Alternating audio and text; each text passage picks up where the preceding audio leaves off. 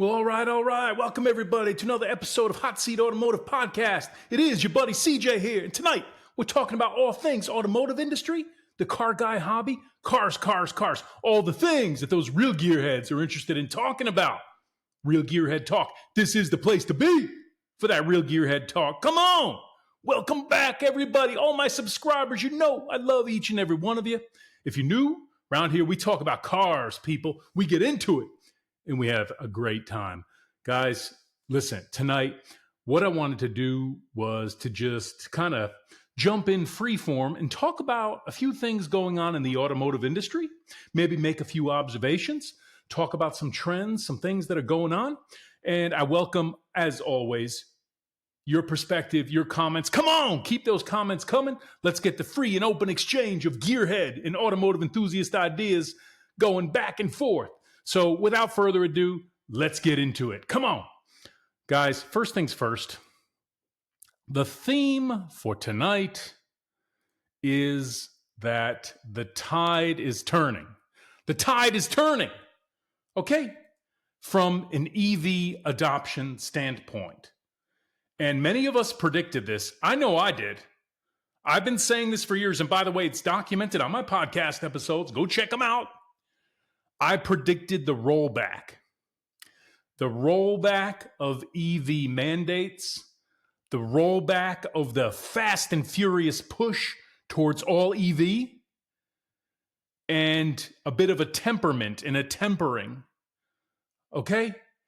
And, you know, a pullback of this hard push towards EV. Listen. Part of my prediction involved the return of the V8, the return of the Hemi, okay? And I stand on that. That's coming. Make no mistake, the V8 will be making a huge comeback within the next 5 years. Write it down, take it to the bank. I said it, okay? But Mercedes-Benz, the poster child of what I'm talking about here. Who remembers Mercedes-Benz strategy just a few years ago?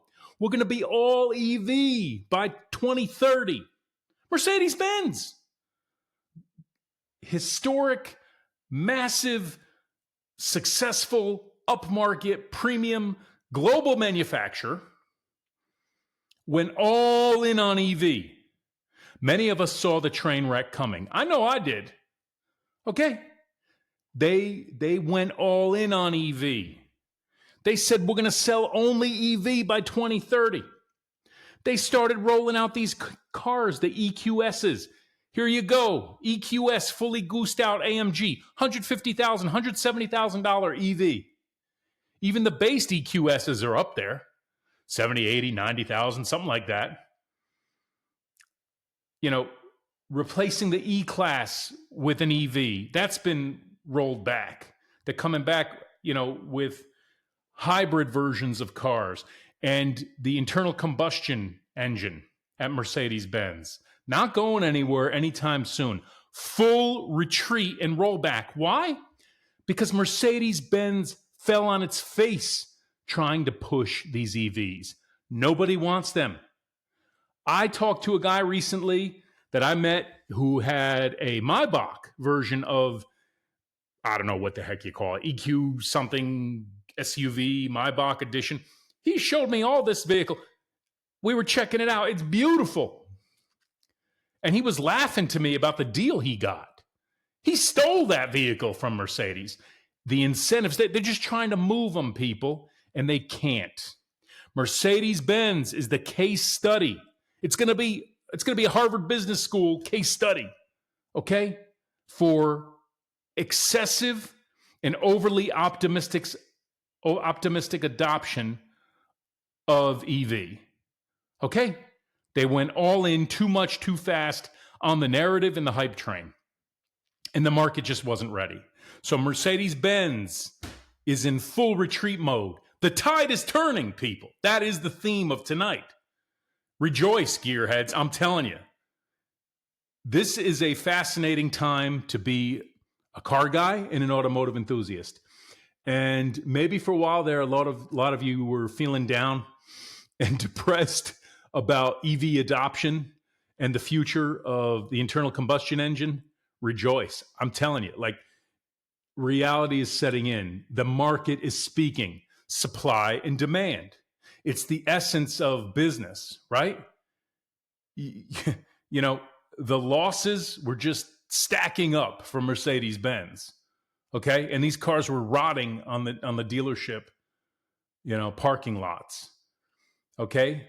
But we're not going to stop there. Come on. I want to give you another example, guys, because we're just having fun tonight. Leave me those comments, guys. Let's keep going. Rivian. Guys, how long? Well, question for you. How long can an EV company go losing hundreds of millions of dollars per quarter and billions of dollars per year? Billions of dollars in net loss year after year. We're talking about Rivian. And listen, I think Rivian has kind of an interesting niche vibe in the EV market, kind of the adventure, outdoorsman, like, the alternative to the Jeep or off-road internal combustion engine culture would be the Rivian EV culture, I guess, in the Rivian EV brand. But listen, they're losing hundreds of millions of dollars per quarter. Fourth quarter 2024, north of 700 million in net losses, billions of dollars in losses 2023, 2024. Okay. 2024 sales for Rivians, they moved about 52,000 units. Not terrible, but hear this. More evidence that the tide is turning against EVs. Rivian's projection for 2025 doesn't have growth in it. They're actually projecting lower unit sales in 2025 than 2024. That is not a good sign. That is not a story of growth for Rivian. Okay? So while, yes, they have a niche, that niche may have also hit a wall. Okay? Reluctance to adopt EV is bad enough. Logistics and charging and range challenges and cost barriers to entry, range anxiety, all of these things. You couple that with the fact that the Rivian is a niche within a niche. A, you have to be willing to buy an EV vehicle, not a cheap EV either. Number two, you really have to be, almost that outdoorsy person who wants the vibe of the Rivian brand, being outdoor adventure, which I think is kind of cool. I have nothing bad to say about these vehicles. I've never owned one. I've never driven one. I've checked them out at various events and such over the years. They've got kind of a unique style and that whole front grille and all those things. Having said that, you're talking about a niche within a niche, okay? A subset of the consumer market, okay? Who's the market for this thing, okay?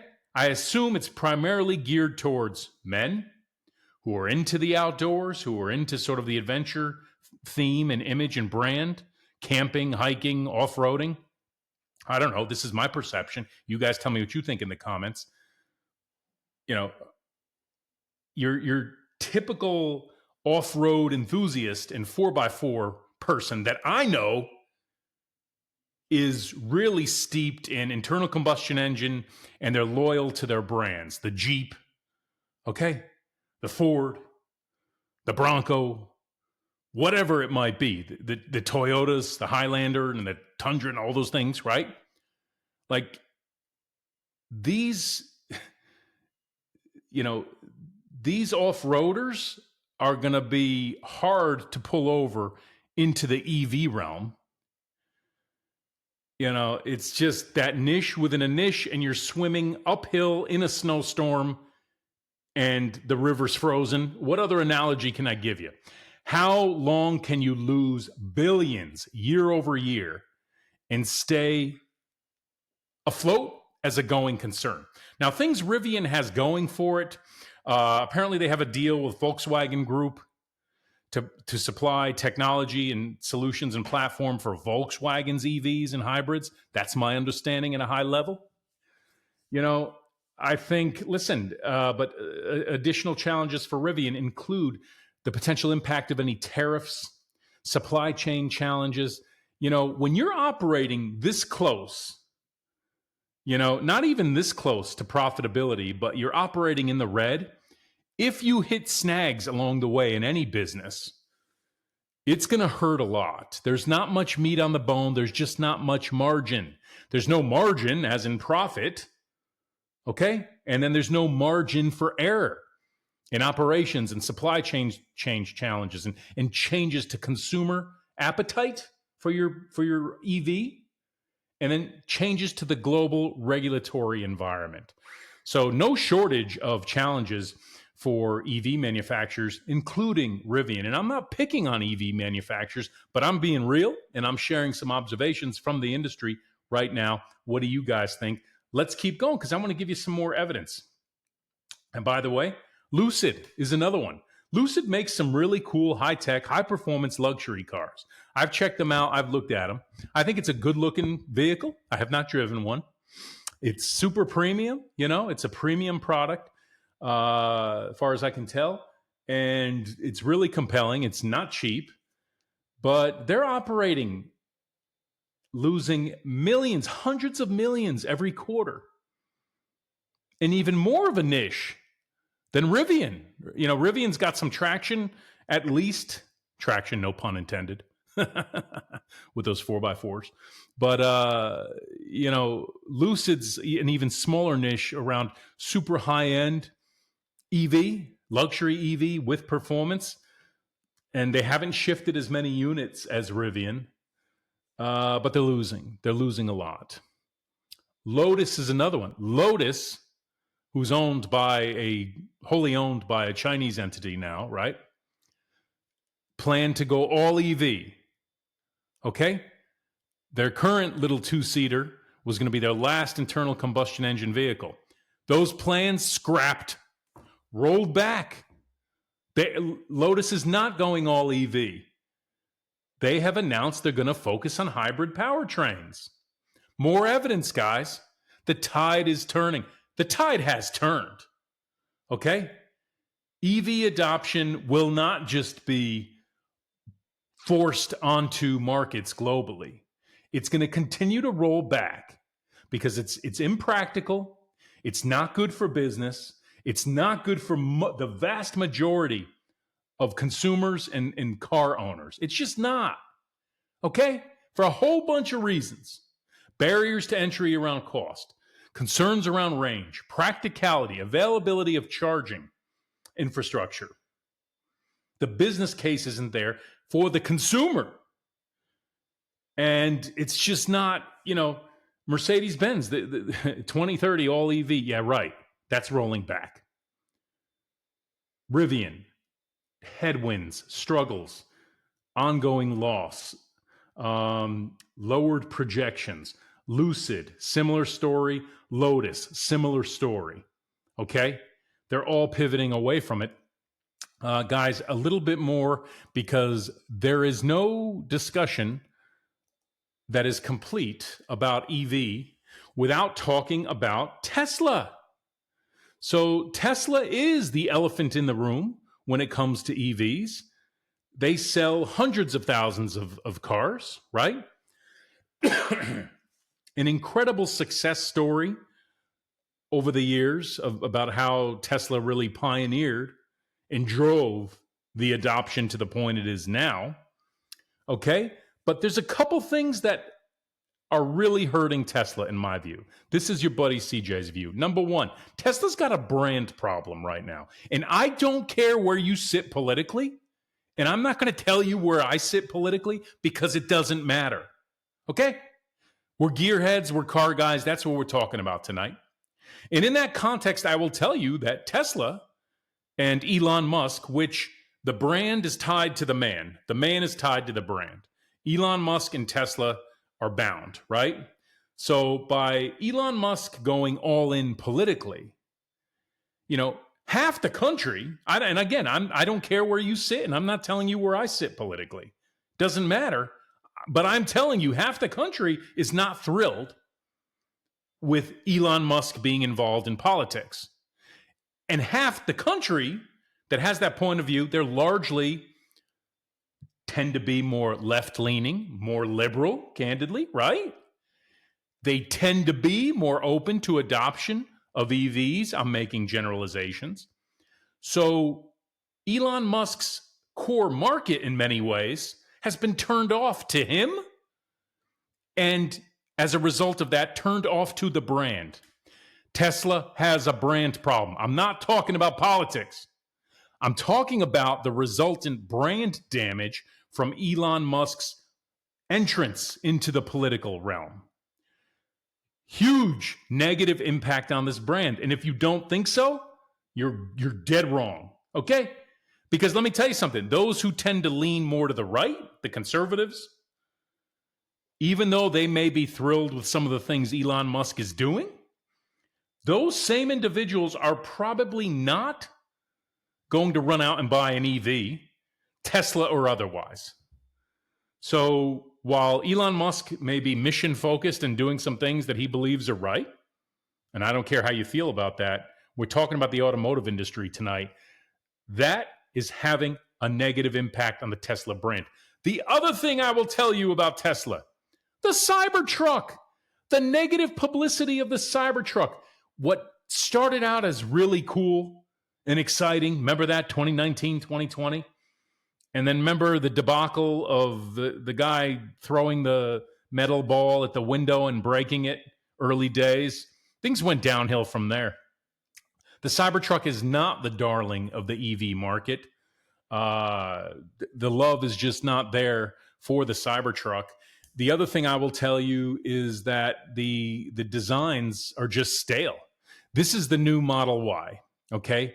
They've made some updates to it. I kind of like what they did with the front grille and the front headlight configuration. But overall, it's a very stale, old design. The same can be said for the Model S. The same can be said for the Model X, the Model 3, and of course the Model Y. Tesla has stale models, okay? And you know, they're kind of saturated, they're kind of played out. What do I think? I think Tesla's models are played out, and I think the Cybertruck has hurt them. And then the one cool vehicle that I was really waiting for a while there, I was kind of interested in the Cybertruck, I'm not going to lie, but kind of turned off to it now after having driven one and all this. I don't want one. I'm not going to buy one. It hasn't grown on me. The Cybertruck, instead of growing on me, I think over time, I actually became less and less interested in it. More bad press, not thrilled with it, seeing it in person. I did not become a net promoter of the Cybertruck, and I just didn't want one, and I don't want one today. You know, the Tesla Roadster, the new Tesla Roadster, is allegedly still coming, car guys, automotive enthusiasts who might consider an EV, but there's no definitive release date. So headwinds for Tesla, challenges for Tesla as a brand. And guys, I am going to conclude the discussion on EVs and the state of the state for EVs by reiterating the tide has turned. The tide was turning in the past 6 months, but the tide has turned globally. You will continue to see walkbacks and pullbacks on EV adoption, regulatory, statutory requirements. You will continue to see manufacturers blood and guts. And when I say blood and guts, what am I talking about? Hundreds of millions of dollars and billions of loss by EV companies and manufacturers such as Mercedes-Benz, who went all in. They put all the chips in on EV, and it was a bad bet. And by the way, could you not see that coming? I could see it coming. As a lifelong car guy, I'm also a business guy, right? I saw it coming, and I like to think of myself as a practical guy. Like, maybe this is the wrong time and a bit premature to be adopting all EV. And is all EV the right option? Should we not be focusing more on hybrid for those that want it, with EV as a small subset, if you want it, while continuing to have highly efficient, fuel efficient solid, clean internal combustion engines as we have today, much cleaner. Why isn't that the answer? That is the answer. That is the only answer in our collective lifetimes. Anyone in the sound of my voice, that's the answer. Okay? So, global automotive manufacturers, if you're listening to your buddy CJ, you should. If you're listening to me tonight, unscrew yourselves. Continue to walk this back and do what's best for business and the markets and push back on irrational regulatory actions mandating EV adoption, because it's bad for business, it's bad for consumers, it's bad for your shareholders. And you will continue to face not only headwinds, but significant loss and failure if you continue on this path.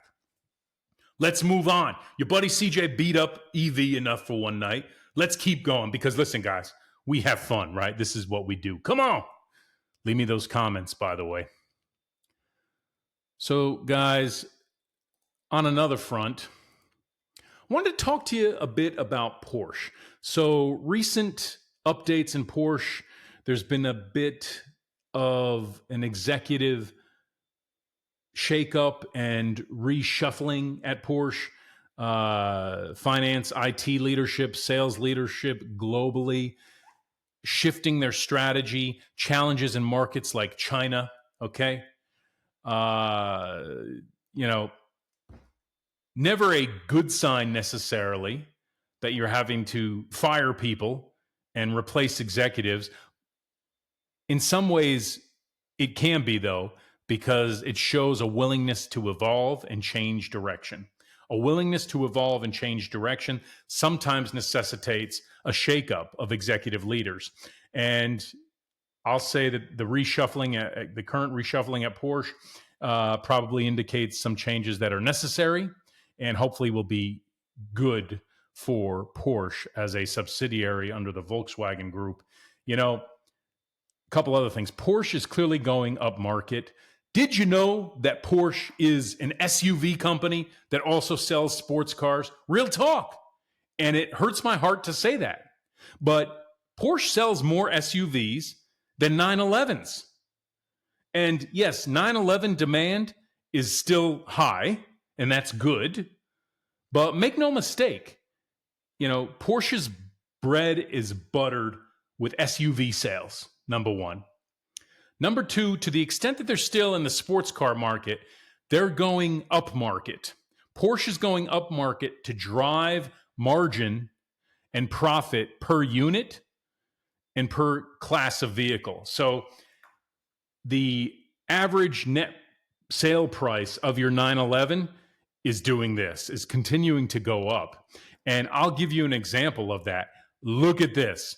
This beautiful 2024 Porsche 911 Targa is a car that I actually drove recently at a Porsche dealership, okay? And I was seriously considering buying this car.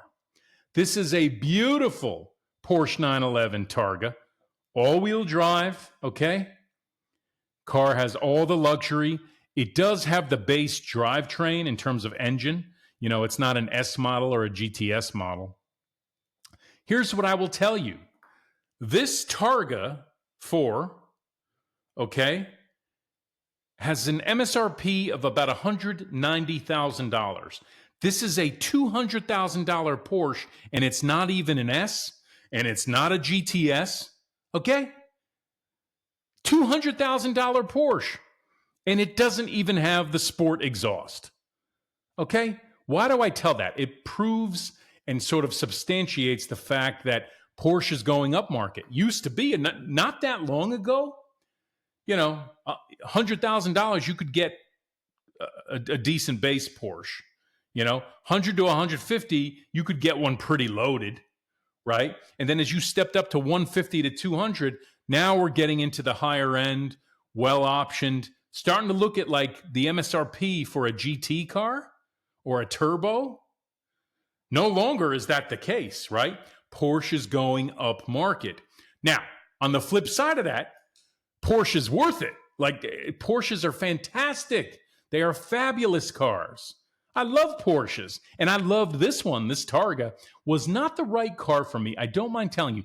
This particular Porsche 911 Targa, when I drove it, as much as I loved the quality and the luxury and the feel of the car, because it wasn't an S or a GTS, because it didn't have the sport exhaust, it lacked some of the excitement. This is an absolutely fantastic 911. All 911s are great cars. You know, you don't have a bad thing to say about them. But this particular one was not the right car for me, only because it lacked some of that edge and excitement. But the key updates there, guys, for Porsche: executive shakeup, some reshuffling in the executive ranks, and certainly a commitment to going premium. And let's be real, Porsche is an SUV company that also sells really great sports cars. That's just facts. That's just the way it is in 2025. Guys, let's keep going. A couple other things I want to share with you. Oh, Stellantis. What is a Stellantis? First of all, Stellantis, has problems. I mean, globally. First of all, I think they have a brand problem. The combination of Fiat, Chrysler, Peugeot, okay, and all of the brands under that umbrella globally. They've got Jeep, they've got Maserati, they've got Lancia, they've got Alfa Romeo, they've got Fiat, they've got Dodge, they've got Chrysler, Ram. But when you look at it, a lot of these brands are just not shifting units. They have a lot of niche brands. Maserati doesn't even show up on the radar. It's a slice of this pie. This is global sales by brand at Stellantis in 2024. That's the pie we're looking at. Global sales by brand of Stellantis automobiles. That's what this pie chart is. And you can see that Peugeot and Fiat kind of leading for Stellantis at about 20% of all units sold globally. Jeep is right there on its heels, 15% of the 5.5 million new vehicles sold globally by Stellantis were Jeeps. Kind of interesting, right? Chrysler, 3%. I don't know what's going on with Chrysler. Why bother? Why bother? How long? Let's place your bets. How long till Chrysler's gone as a brand? They're certainly not relevant. Dodge, listen, what's going on with the Dodge Charger? Missteps there in the new Charger EV, in my opinion, and what they're doing with that platform, the way they rolled it out, the price point. I haven't heard a lot of good press on those vehicles. And with the current approach in the recent years from Stellantis to drive pricing up has certainly not gone well. And what's the greatest evidence? Stellantis is looking for a new CEO right now. So the update is, number one, more executive rejiggering and reshuffling here at Stellantis globally.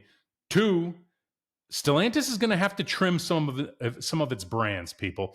You heard it here first. Your buddy CJ's predicting that Stellantis will have to lean the herd here. They're going to have to probably eliminate some of these brands, even though they have a niche following. I hate to say it. Alfa Romeo. What happened, Alfa Romeo? Alfa Romeo trying to re-enter the U.S. market a number of years ago. They were going to, with the Giulia Quadrifoglio, they were going to be the M3 killer. Yeah, that never happened. BMW M3 guys are still buying BMW M3s. And the Alfa Romeo Giulia, when's the last time you even saw one on the road? You just don't. Alfa Romeo relaunch in the U.S. was a failure. Stellantis's pricing, that's my view. Stellantis's pricing strategy in the U.S. of recent years for some of these vehicles was off and tone deaf. I don't think their quality has been great. Okay, so I predict rough waters ahead for Stellantis. And I don't know what's going to happen to Dodge and Chrysler. Even though, Dodge probably still has some relevance in the U.S., they're doing a lot of things to kill that brand, in my humble opinion. What they need is to bring back the Hemi. Dodge, bring back the Hemi. Now we're talking. You want to see a bump in sales? Your buddy CJ said it. That's what you ought to do. Guys, let's keep going. We're going to wrap up tonight with something fun I want to share with you. let's take a look. The Corvette plant in Bowling Green, Kentucky is getting ready to shut down in March for some updates. Couple, 3 weeks, they're going to shut down for some retooling and updates. As we all know, I've got a whole other episode talking about this. The new Corvette ZR1 is getting ready to get rolled out and will hopefully start hitting the streets soon. Perhaps other updates, but Corvette assembly plant shutting down. The Corvette is still with us, folks. C8 Corvette is still with us. Car guys rejoice. The Ford Mustang is still with us. The Supras are still out there. There are plenty of really cool enthusiast performance cars out there. The little Lotus is a cool vehicle in my mind. Listen, BMW's making some great stuff, some great product. This is a great time to be alive and to be an automotive enthusiast. And let's be grateful that Detroit is still pumping out America's sports car, the C8 Corvette. But they're shutting down for 3 weeks in March, hopefully for some updates that are going to continue to get C8s, Z06s, Stingrays, E-Rays, and ZR1s out into the streets and into the hands of our automotive enthusiasts. Guys, that's about it for tonight's episode. I kind of wanted to come on here real quick and just talk about the state of the state for the automotive industry. The tide is turning. The tide has turned. That's the key message tonight. Now, listen, did I miss anything? Did I get anything wrong? What do you guys think? Any different perspective on what's going on in the automotive industry? It's an interesting time. Get ready. Get your popcorn, because the next 24 to 36 months are going to be fascinating as this thing continues to evolve. Global automotive industry. Guys, what do you think? Hot Seat Automotive Podcast. It's your buddy CJ here. You know I love you and appreciate each and every one of you. And until I see you on the next one, peace.